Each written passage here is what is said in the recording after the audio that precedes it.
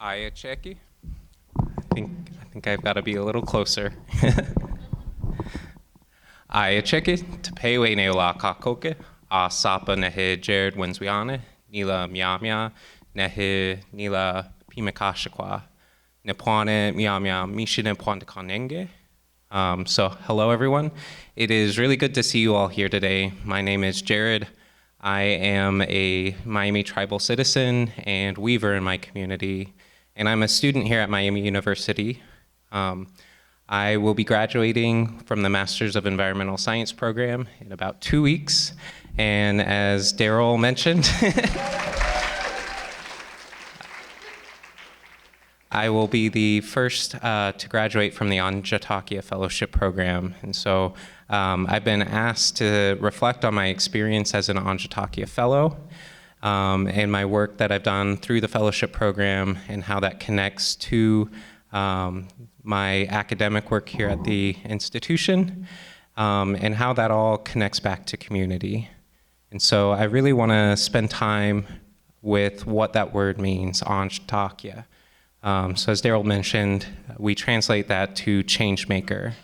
And the idea of that fellowship is it is supporting a tribal scholar whose work is believed to have a positive impact on their community. And so it's something that I think I entered with great weight and understanding what that word meant.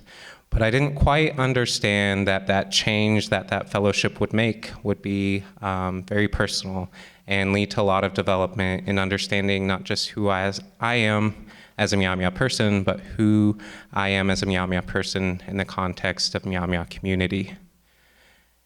And so the work that I did as an Aanchtaakia Fellow was really to focus on reclamation and revitalization of Myaamia textiles. And it is work that I really wanted to do entering into a graduate program. I thought that work would lead me to a maybe anthropology degree or working in art history. But it was really thanks to the Myaamia Center community, and in particular Daryl, that guided me to pursue a Master's of Environmental Science. And through that program, I concentrated on applied ecology and conservation, because a lot of the interests that I have with fiber and weaving connect back to Myaamia relations with land, that it was really important to gain that background in ecology. And so while this isn't really speaking about my work as a Master's of Environmental Science program, they do overlap, and I'll get towards that towards the end. But what I really wanted to impress with you guys today is the opportunities to do this revitalization work with textiles that comes out of being able to have access to the Indigenous Languages Digital Archive, and how that has supported my work, not just connecting language to the processes, but being able to actually do work that informs how Myaamia people approach these textiles. And so I have to give knowledge to where that knowledge comes from, and that knowledge comes from Myaamia women who cared for the knowledge of weaving in our community. And I really have to thank people like Scott Shoemaker and Megan Dory and others, Karen Baldwin, who have had access to Myaamia textiles, who've taken photos, who have shared the archive collections with me so I can get an understanding of what Myaamia textiles are. And so some of those pivotal pieces I've put together, they get their own slide because I think they are really important pieces for our community. There aren't very many of them that you might see within other communities, and so they carry a great weight for me. And so this piece here is Makunzakwa's sash held in the Luzerne County Historical Society, dated to about 1790. It is a finger-woven sash, and we do have finger weavers in our community, weavers like Claudia Hedin and Christine Bauer. So that is knowledge that we have continued to practice. And we have other examples of this style of finger weaving. So Mishingwa Mij's sash, held in the Cranbrook Institute, which is not dated, but it's probably around that same 1790 era. But we also have other styles of weaving that have been dormant in our community and is part of the focus of my work in reclamation and revitalization. So this bag, which is probably made out of bison hair, that's held in the Canadian Museum of History, which predates 1790. We also have a fiber bag held in the collections at NMAI, which dates about 1860 to 1890. And we have another example of these styles of bags, but made with beads, also in the NMAI collections held or made about 1840 to 1880. And this really is the corpus of Myaamia textiles that are woven that I'm pulling from to start this work. But it's not just our community that had this material culture, we shared it with other nations. But we can kind of think back on why we may have so few pieces of our community's culture and weaving traditions. And so I really like impressing upon people this quote by Marquette from 1673 as he's visiting Illinois villages, which are our relatives, and some of them in this in this crowd today. And so the quote is, "Everywhere we were presented with belts, garters, and other articles made of the hairs of bears and cattle, dyed red, yellow, and gray. These are all the rarities they possess. As they are no great value, we did not burden ourselves with them." And so this idea that the things in the archives have survivor bias, things that people found valuable, and there are these parts that we may not even know the techniques used to make these colored sashes. But we do know what people around us were making, and that helps fill out what Myaamia people were doing, and we have language for some of these things. So although I don't have a bulrush mat to show you from our community, I have bulrush mats from other communities we share with, and we have a word for alansuna that carries that knowledge that we made these things, and that these bulrush mats carry different ways of patterning and different techniques. Same with mutaya, so these bags that can be made in a variety of techniques. And where we have examples from our community, I've included, but areas that we likely made or shared material culture with, I've included examples from other communities. And it's really important to look at textiles all together collectively, not just looking at finger weaving, not just looking at bulrush sashes or bulrush mats, sashes, because all of these are related and carry iconography that speaks to each other, that pulls from same traditions and are made by the same hands. And so I've gotten some examples of comparing bulrush to different types of textiles that come out. So I wasn't really prepared for 3 screens, but I've got a laser pointer for one. So we can see how the chevron pattern that is in Mishingwa Meja's sash is being done in these bulrush mats, even though they're different textile techniques. We can see that the lightning pattern that shows up in many of the finger woven sashes is also part of bulrush mat weaving technique. Same with arrows, same with multicolor chevrons. And even when we get into other styles of sashes, such as netted sashes, these designs carry continuity with bulrush, even the plaids. And later, when beads are incorporated, they're carrying those same geometric forms. And even ribbon work and the newer tapestry twine bags all carry continuity. And so we can see how related all these textiles are to one another.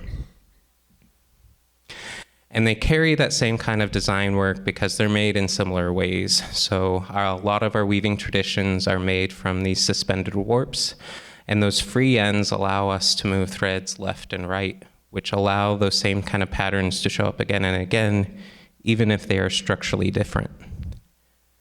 And what I mean by structurally different is the actual cloth is made in different ways. And you can see these examples of a pattern moving a red stripe to the right, and how that is done in finger weaving, how that is done in bulrush, how that is done in netted sash work and the twine bags.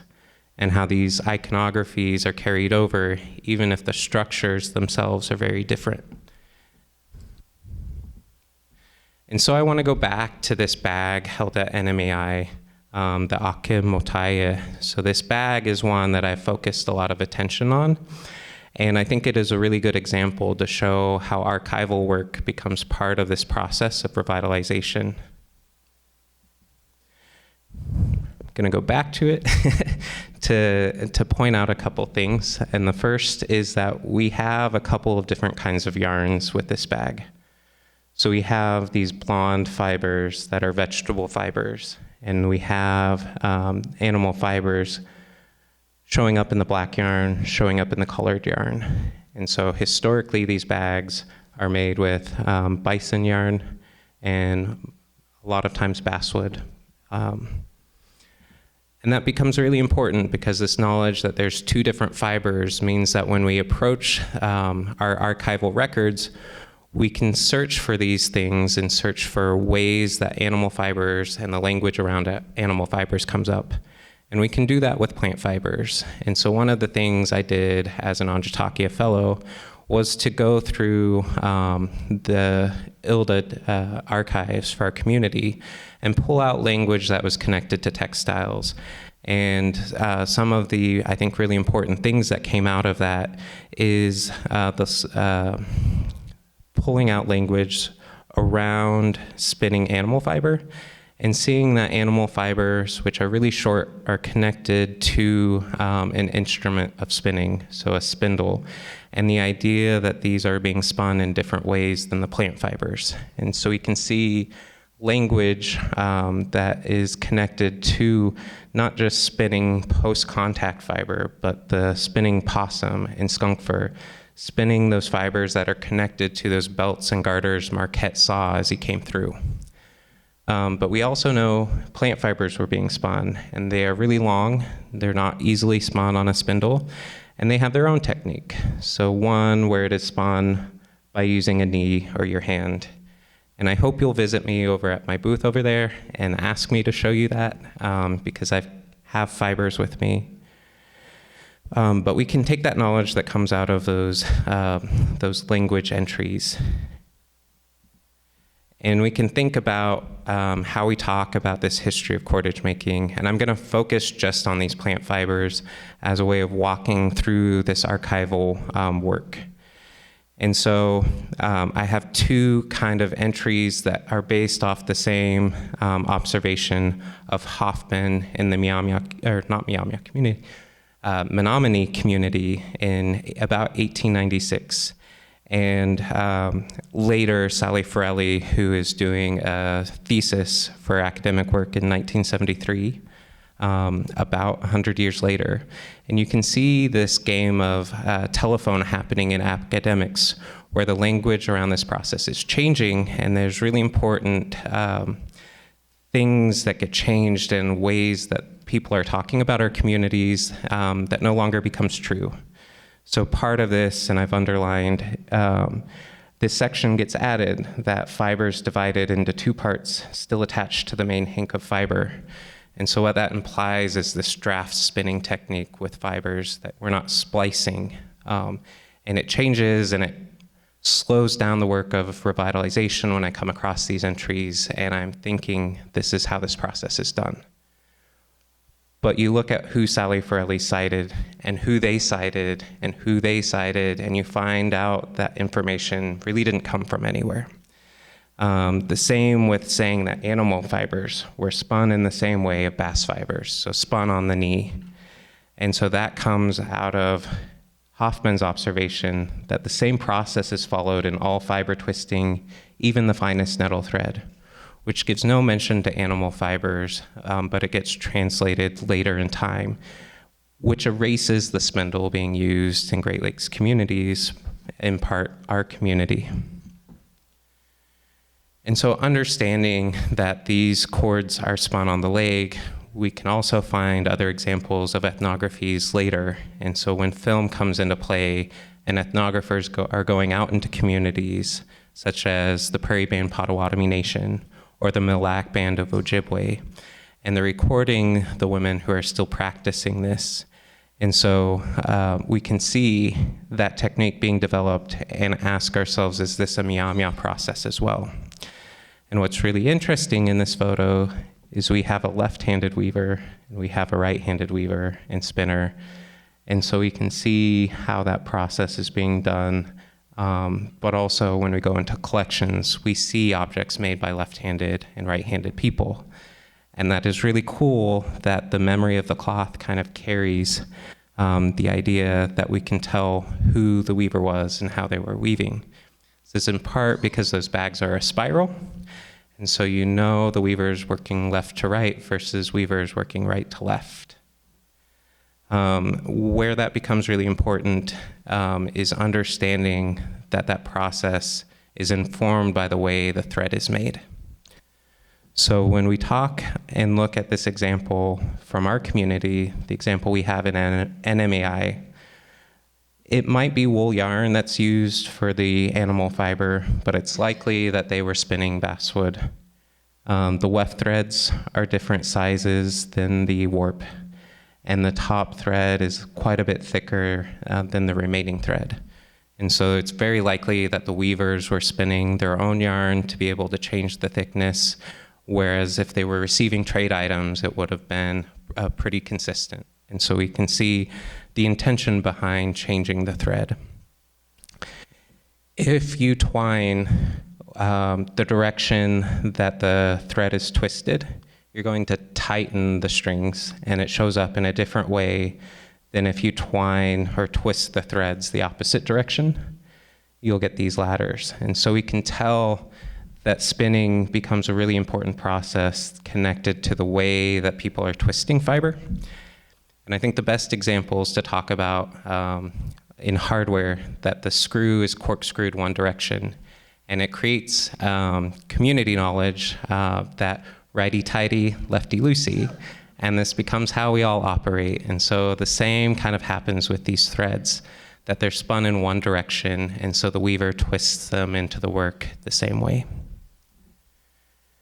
And so we can look at this and kind of see the twist direction, which way the threads lean, and even though I haven't seen this bag in person, can kind of imply that this was a right-handed weaver to get that same kind of twist direction. And so that's why it becomes really important to get beyond even just the archive work and spend time with these items. And so you may recognize these, Monica, but these are from the Idol Jorg. And it's just really amazing to be able to spend time seeing the weaver's hands in the process and what memories those kind of items hold.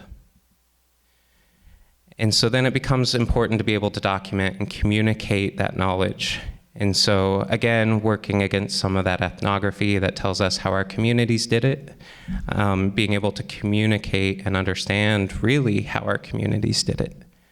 So when I first started, the biggest clue I had with how to make these bags was from Andrew Whiteford, who had included a diagram in, I think it's American Indian Art magazine. And if we look, we can see the direction that the twined thread lays. And so I made my bags that same way. And it turns out, when I actually got to spend time looking at better images, and thank you, Karen, for getting some up-close thread pictures, but being able to see it's done the opposite way. And understanding that there's an ergonomics that's imparted with repetitive motion and knowing which way the work is done. And so you can see a transformation in my work before I started at the center, before I had access to those language digital archives, and how that has informed my process today. And so taking that out of the archives and into community and what this has meant, one is getting a chance to study and be in our traditional homelands. So I grew up in Kansas, in a place that doesn't have the ecology and plants and relationships that are part of this textile process. And so that was really significant to come, be in the homelands, and be around community members who could impart their parts of this process that are still in practice with them. And so being able to spend time at the Cultural Resource Extension Office in Fort Wayne, Indiana, to have Danny Tipman and the community up there teach me how to process basswood bark. And so it's this process of stripping bark from the tree, separating the inner and outer bark, to take that bark to water and to let water process that bark fiber through the bacteria in it and have that a month later come out to be fiber. But it's understanding those community processes that can allow you to go back and look at other relationships and inform other materiality. So it's more than just basswood fiber. It's lininge, it's ahsapa, and then wakape, which is basswood. So it's milkweed fibers, dogbane. And then it helps us understand what these tools are that people tell us we use these as bark shredders, and that's recorded by ethnographers. But spinning that thread that is rotted in water, that doesn't really need to be processed any further. But if we boil it in ash and process it in a day, we do have to get that woody bits are. And so there are different ways that we process things throughout different times of the year where tools become really important. And so it's not a solution for every time we work with fiber, but it is a solution for ways that we can process fiber. And so that gets me into my work kind of with environmental science and understanding that these ecological relationships are in new contexts, not just with our communities not being on our traditional homelands or not having access all the time to our homelands, and understanding that there's invasive species, there's habitat fragmentation and disease. And so we can take these cultural knowledges of textiles or basketry and apply them to the new landscapes to help teach our community these relationships, but still engage in these new environments. And so I have a Bradford pear basket and honeysuckle fiber as examples of using invasives to continue to pass on this knowledge. And so the way this knowledge kind of comes back into community is through community workshops that I've been able to lead since becoming a fellow. So it's things such as taking on some of the existing finger weaving projects that the tribe has developed and teaching that in workshops, or coming up with new ways to teach some of these textile relationships. It's also been creating and starting some projects for community members to take on so we can start to learn how to break these other dormant parts of our culture into ways that can be taught and encourage people to continue to make these larger projects. And it's been engaging in public talks. So as part of the fellow here, I've been invited to talk to many classes, whether it's Images of America, or the Contemporary Art Forum, or art across the curriculum, or even the biology department talking about the ecology of North America, or history, the introduction of the Miami tribe of Oklahoma. It's been given opportunities at the Carroll Cox Art Museum to talk at the Heritage Past, Present, Future Symposium, or at our tribe's winter gathering in Oklahoma. And so I really encourage you all to come spend time with me over at my booth and ask me questions about this work and get curious about the fibers. Touch, textiles are tactile, so I really want you to experience that all. And I really have a lot of people to thank for this opportunity through Miami University, being at the Myaamia Center, the MU Graduate School, who's created this fellowship program, and the Institute for the Environment and Sustainability, which has given me the tools to engage with landscapes in ways that I want to for our community. And the Miami Tribe of Oklahoma, who supports the Myaamia Center, but also supported my internship experience last year. And so I'm really grateful to be able to present this work to you all. Mishinewe.